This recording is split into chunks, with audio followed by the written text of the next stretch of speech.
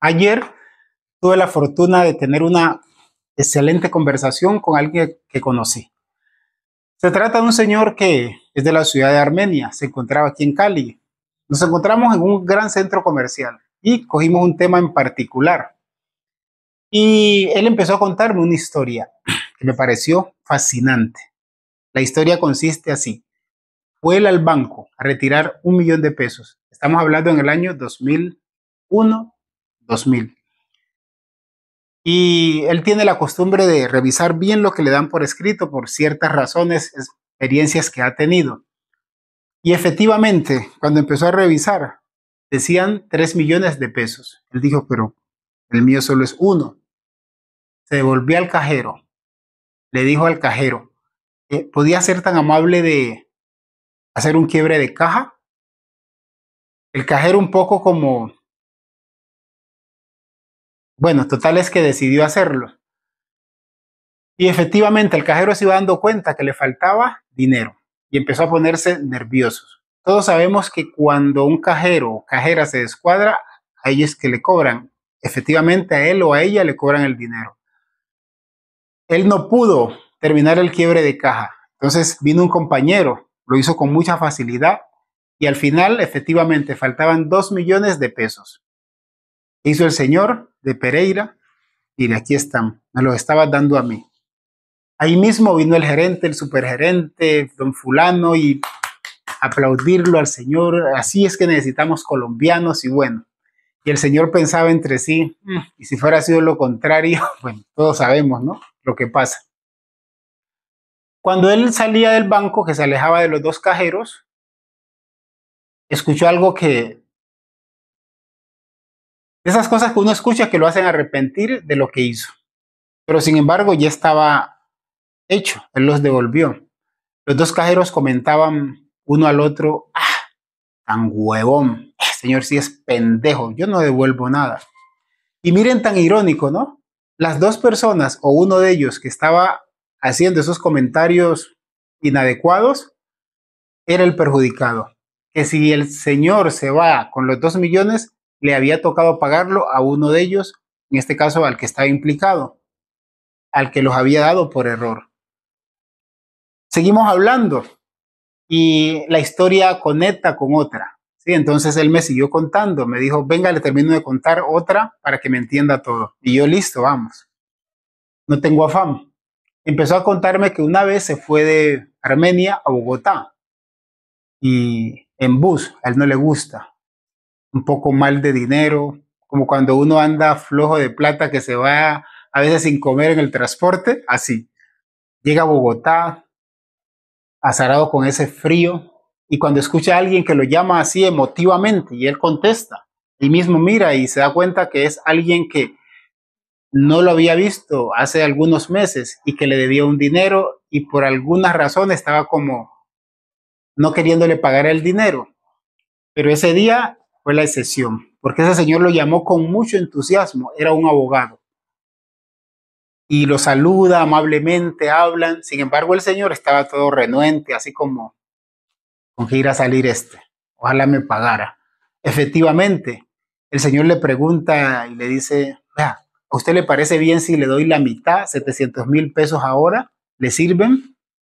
Y el señor se queda pensando, pues claro, así como vengo. Y con todo eso, lo pelado que estaba, tuvo fuerzas y valor para decirle al abogado, mire, sí, me sirven mucho, pero yo le agradecería de corazón si me pagara a todos el dinero, el 1.400.000. Eso no fue problema para el abogado. Inmediatamente llamó a la secretaria, le reembolsó todo el dinero. Y el señor, Entonces el señor de Pereira comenta, dice, si es que me vine en bus, vengo cansado y para irme en avión porque no aguanto más. El abogado, como escucha avión, le dice, mira, yo tengo, si no estoy mal, tengo unos tiquetes que van a Armenia de avión. Llamó a la secretaria que los buscara. Ahí estaban. Se los trajo. El vuelo es para tal hora. Tenía como 3, 4 horas de más. Ve, ¿tenés hambre? Le pregunta el abogado. Listo, se lo lleva, para sorpresa de él, se lo lleva a comer una comida estupenda en los mejores lugares. terminan de comer, luego faltaba tiempo para irse, fueron a la oficina del abogado, justamente a la oficina. Me dice el abogado que una súper oficina, un templo. Y el abogado va sacando una botella de whisky ese que no es cualquier cosa. Y empiezan a tomar whisky va, whisky viene, whisky va, whisky viene. Total es que termina el señor contándome, me dice, yo le cuento a mis hijos esto y no me lo creen. Y le digo, ¿qué le cuentas? Me dice él, esta historia, mire que en el banco, digamos que perdí 2 millones que eran míos porque pues nadie, si yo no los devolvía, nadie iba a pensar que no eran míos, ¿sí? Él los daba como a la suerte, ¿cierto? Porque eso es lo que uno hace. Y me dice, mire, y acá con el abogado los rescaté. ¿Por qué? Porque 1.600.000 más el tiquete, más la comida, más ese whisky tan caro, ahí se fueron los 2 millones. Entonces, perdí 2 millones en el banco, pero los rescaté acá. A eso es que yo me refiero a veces, lo que estamos condicionados. No es malo que el Señor haya devuelto el dinero, no, es lo que se debe hacer. Malo está en que conformarnos solo con el empate, es decir, conformarnos con no perder, conformarnos con recuperar lo que hemos invertido o perdido y ahí ya. Desde que no perdamos, somos las personas más felices del mundo. Y es que nos manifestamos de esa forma, nos manifestamos así, pero no pensamos que si pierdo 5 millones acá, voy a ganar 50.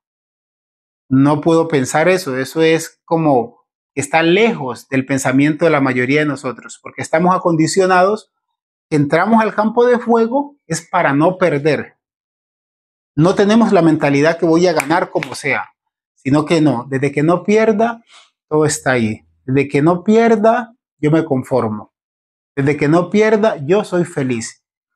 Y así estamos el 95%. Y eso se nos ve en el rendimiento de cómo vivimos. Y no tanto en el rendimiento monetario, no tanto en lo económico.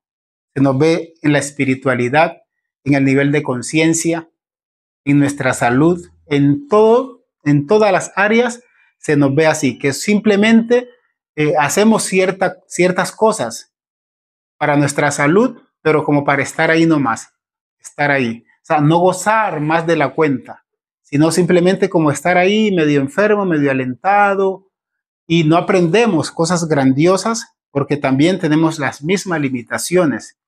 Creemos que si aprendemos mucho se nos va a reventar la cabeza, tenemos miedo a pensar diferente, tenemos miedo a incomodar con nuestras palabras, tenemos miedo a que un montón de gente que no esté en nada se incomode porque escucha verdades. Eso nos da miedo. Entonces, ¿qué pasa? Nos quedamos en el montón de todo. Porque si hacemos diferencia, si incomodamos, si damos de qué hablar, nos han hecho creer que esa es la persona mala, que esa es una persona que no puede vivir en sociedad, que esa es una persona que debe estar fuera de los demás. Sí, yo estoy de acuerdo que las personas que cuestionamos, que no tragamos enteros, que no tenemos límites, que queremos más, que incomodamos con nuestras palabras, que incomodamos con lo que hacemos, tenemos que estar a un nivel mucho más elevado y no a un nivel ordinario donde están la mayoría, que no es que no sean personas, pero no quieren crecer, no quieren marcar una diferencia. Entonces, las personas que están dispuestas a marcar esa diferencia, ir por más, sin pasar por encima de los demás, sin irrespetar a los demás. No te limites, haz lo que quieras, crece, crece, crece. Y para el crecimiento no hay límites. Un abrazo. Mi nombre es Santiago Boya.